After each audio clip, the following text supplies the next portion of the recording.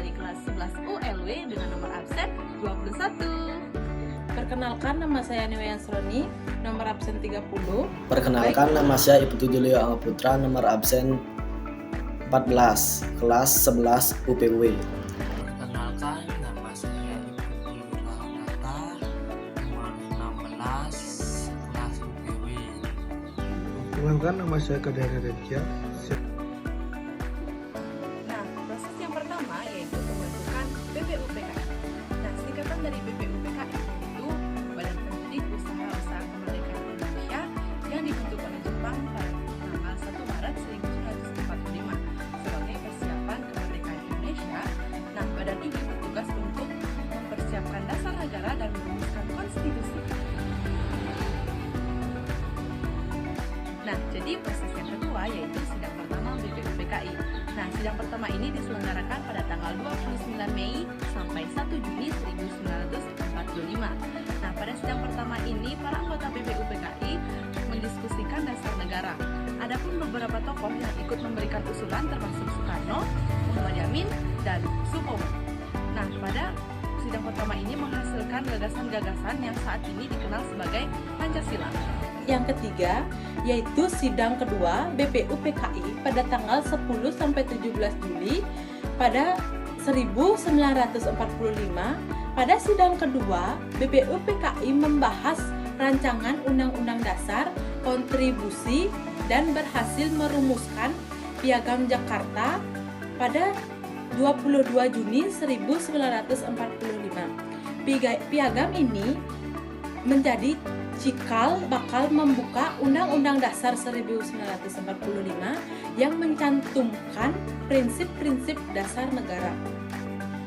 Saya akan menjelaskan pembentukan PPKI, Panitia Persiapan Kemerdekaan Indonesia.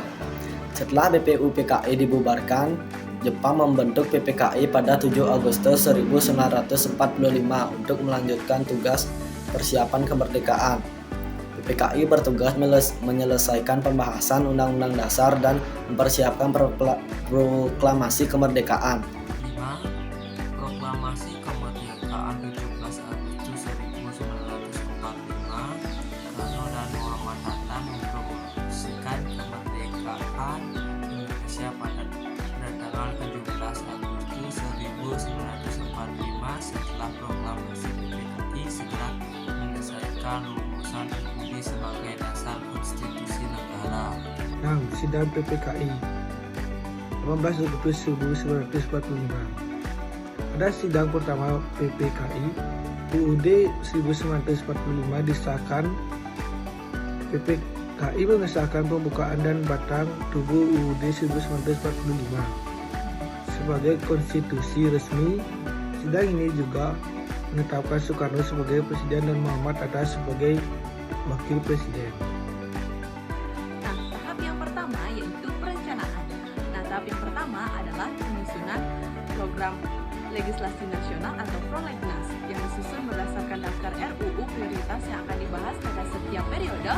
Nah, prolegnas ini disusun oleh Dewan Perwakilan Rakyat, Dewan Perwakilan Daerah, dan pemerintah. Penyusunan rancangan undang-undang bisa diusulkan DPR, Presiden, atau DPD. Penyusunan rancangan undang-undang melibatkan tim ahli dan komisi khusus di DPR. Pemerintah melalui kementerian terkait juga dapat menyusun rancangan undang-undang untuk diajukan ke DPR. Pembahasan RUU. RUU dibahas secara bersama oleh DPR dan pemerintah. Dalam tahap ini, komisi terkait atau panitia khusus DPR membahas setiap pasal dan isinya. Pembahasan dilakukan dalam beberapa tahap untuk memastikan seluruh pihak mencapai kesepakatan. 4. Persetujuan bersama. Setelah dibahas, RUU tersebut harus disetujui bersama DPR dan pemerintah. Apabila DPR dan pemerintah sepakat, RUU akan diteruskan untuk pengusahaan. Yang kelima, rancangan undang-undang yang telah disetujui kemudian disahkan oleh Presiden dalam bentuk penandatanganan. Setelah ditandatangani Presiden, rancangan undang-undang resmi menjadi undang-undang. Pengundangan. Tahap terakhir adalah pengundangan, di mana undang-undang yang telah disahkan diumumkan dalam lembaran negara oleh Menteri Hukum dan HAM.